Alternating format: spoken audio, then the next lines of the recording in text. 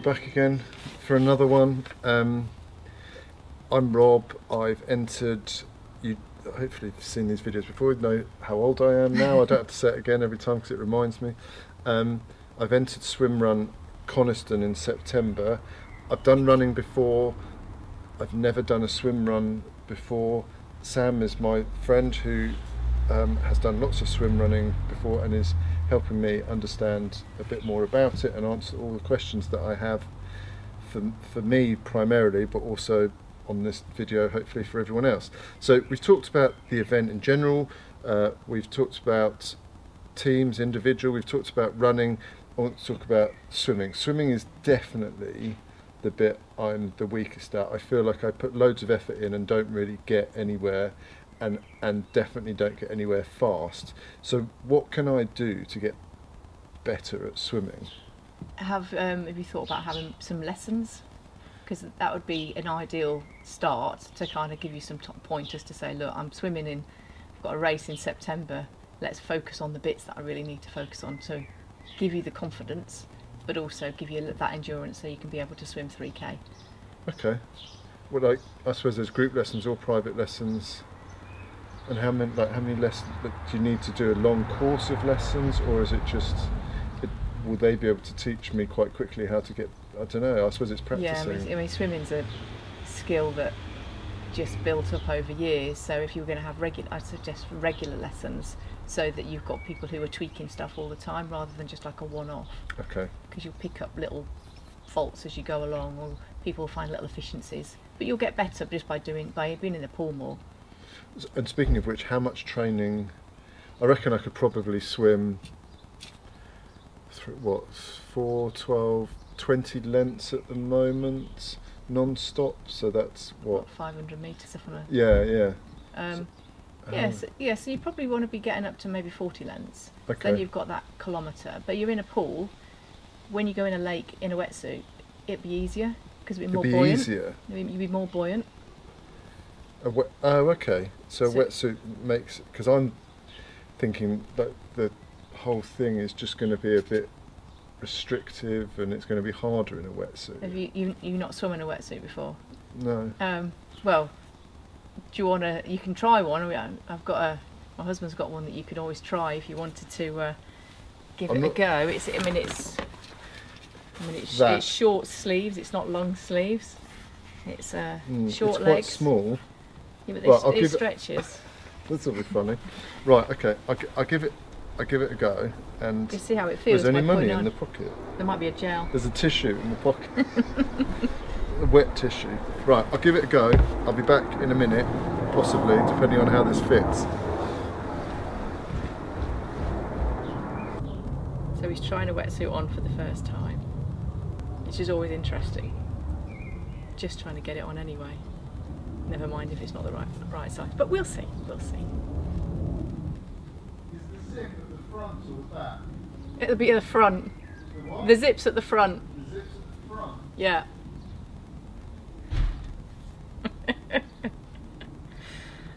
It's always really useful to get a wetsuit and try it on first. Preferably if you can go to a shop that you can try it on.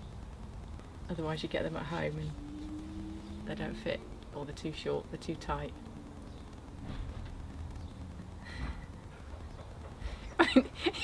It nearly fits. I'll actually sit down like this. I have to breathe in, have a bit of self-respect. Can you try and pull? Will that actually go up at the back? If they do, stretch. You probably want to get your arms up there. Will that go over? Oh, is it possible to break a wetsuit? It's stuck in it. Right. So they come in different sizes. Yeah, the general concept's right. But they come You've got the in zip at the front, so if you get too hot, you can undo it. That's why I've undone it. I'm too hot.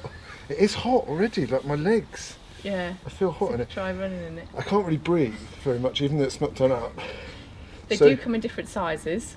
So, okay. Useful to try them on if you can go to a shop or you can go to a wetsuit place that you in can case you get one that doesn't fit. Yeah. Right, I'll go and get changed and come back and we can carry on talking about swimming. Maybe it's just shrunk. You know, they shrink in the wash. Yeah, definitely. That's right. It shrunk in the wash. Yeah. Fits on the legs, all right. The legs. Fits all right on the legs. Yeah. Do you need a hand getting it off? That's the thing, now I can't get it off. Can you? So the idea of having the zip at the front is if you get a bit hot, you can just unzip it, but don't take the arms off. Oh, I can breathe. If it's hard to get it off when you're dry, it's even harder to get it off when you're wet. Yeah. Okay. Right. You've got a mark on your arm. Should have put some of that on you first. See if you'd just slid into it then. I think you could put as much lube on me as you want, and you'd have still not got me into that wetsuit. Right. I've put my clothes on. I haven't put my shoes on, but hopefully. Right. Okay. So it's quite warm. So it's quite warm. Where were we? Wetsuits. It's easier swimming in a wetsuit than without one. When you can like get it over your shoulder and zip it up, it's loads easier But are because they you not- get that buoyancy. An arm moving. It's all right. Yeah. But you've got plenty of room on your shoulders, and it's not like a normal neoprene wetsuit, rubber wetsuit. It's like it's got stretchy bits underneath the So I arms can get and stuff. because I was going to hire a wetsuit. Yeah. So it's a swim run wetsuit. It's not just a normal surfing wetsuit or something. No, you want to get a proper swimrun wetsuit. So things like across the bum will be just stretchier. It's not going to be the same rubber. Okay. All right. Well, I think we'll do another video at some point about kit because I've lots of questions to ask you about kit. So how did I ask you about how far I need to be able to swim? Yeah. So about 40 lengths in the pool. About 40 lengths. So that's okay. okay, and then you can move in. Go out into a lake, get some practice in the lake because a lake, oddly enough, doesn't have a black line along the bottom Yes. that you can see to follow. So one thing you'll have to start doing is sighting. Speaking of sighting, that was my next question. How do I know where to go? So in the water you'll see other people, but you'll see flags as you're exiting. So that'll be the general direction. But every time, either after 3 strokes or 4, or however you breathe, you'll be wanting to look out the water to make sure that you're going in a straight line, because you won't, if you just put your head down, you won't go in a straight line. Okay. But you can practice sighting in a pool. All right. I'll come. Yes. What, just looking up and Yeah, so it's just like to, spot the end of the pool or something. yeah, but it's not going to be the same because you have got your little line along the bottom. The general idea, because if you look up, your feet will drop. Oh, So yeah. it's just getting used to that motion and remembering to do it. Okay. Yeah. Not So- ending up in Ulverston or something. Yeah. Okay. How cold do we think? Like, because that was Oh. hot in a Yeah. wetsuit. Yeah. End of September, it might be 15, 16 degrees maybe. That's not too bad then. No, you're not in the water that long because it's like a K is the longest one. Yeah. And before every swim you will run. Even So before the you'd be first swim. desperate to get back in the water. Yeah, particularly after the long 6K run, you will. Okay. But after every run is a swim. You don't start in the water, so you'll have like a couple of K run right from the start. Okay. Um, Okay. What's a pool boy? I've heard this. so pool buoy is something that you put. I've got one here. It's something that you put between your knees or just above your knees there. Well, right at the top there. So we go there. Right. And the idea is it will get your feet out of the water because swimming in trainers will create a lot of drag. So if you get that between your knees, it'll lift your feet out of the water, so it'll stop a lot of the drag. Okay. So you don't kick? No, it's kind of a waste of time. Right. It's not 'cause gonna it don't help make you a at all. difference. Okay. It could create more drag. I mean, you'll get some people who are, they'll have like proper swim run shoes, or they'll swim perfectly well without a pool buoy. But if you're beginner, I would suggest one of these, and it also means you're only thinking about half of your body when you're swimming, because your legs just like dangle behind you.